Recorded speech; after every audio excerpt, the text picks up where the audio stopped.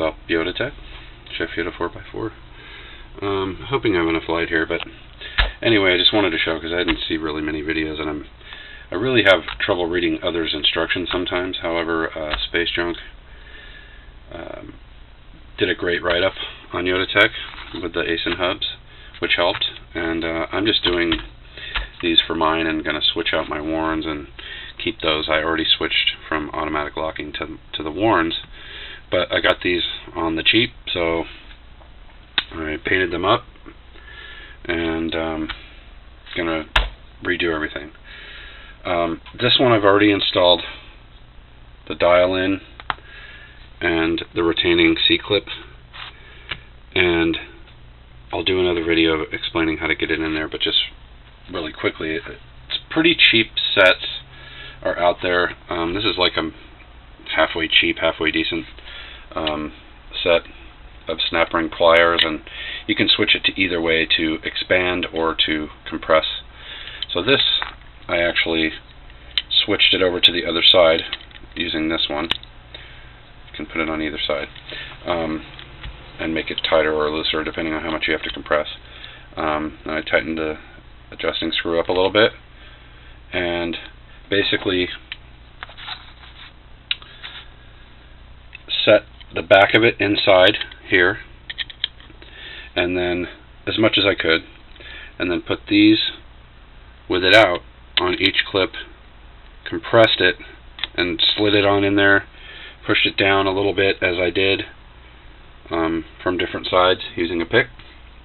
I used the flat corner, so the topmost part in that picture, just to kind of guide it in. I didn't want to make any scars or anything on these things. And as I released, it just popped right into place. When they were filthy dirty, and the O-rings were bad on these, by the way, so it's another video I did. I mean, some photos I took, and that is the part number for the O-rings for IFS hubs, manual locking hubs. That is the part number for the star gasket on the outside.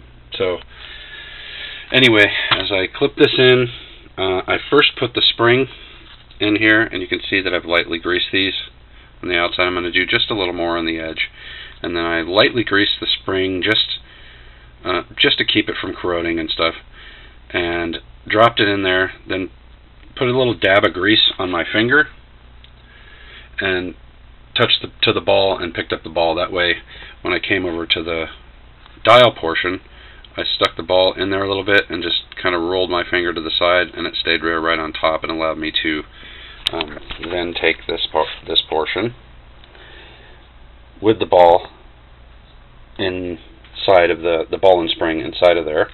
Then you line it up with free on the opposite side. There's a notch. I lightly greased actually all the dials in there and just kept rubbing till there wasn't a lot of grease, just enough. Lubed the outside of this as well, and then you slide it with the ball into that hole, lay it down, put the retaining clip in just like this one, and then clip the retaining clip in, lock tight, and then test your dials just to make sure. I did this one already, so you can see that. Let me try and do it where you can see that they turn a little bit tight.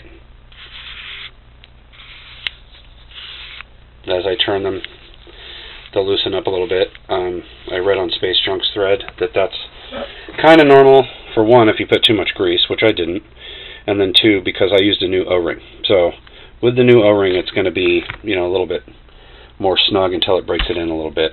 But there's plenty of grease on either side, on the inside of the O-ring, just a tiny dab, just to slide it up over there, and then on the outer ring just a little bead, and then rubbed it in so that it wasn't caked on there. And so now they turn fine. It's a little snug, but no issues with turning at all. And with the ball in the right place and everything, they turn right to the free portion and stop, and then turn to the lock portion and stop, which is not only to do with the ball, but the ball is like a helpful guide to keep that in place, I guess. So that's that. I just thought I'd share that in a little video to help out. That kind of stuff helps me a little bit with directions of installation and stuff like that. So there you go.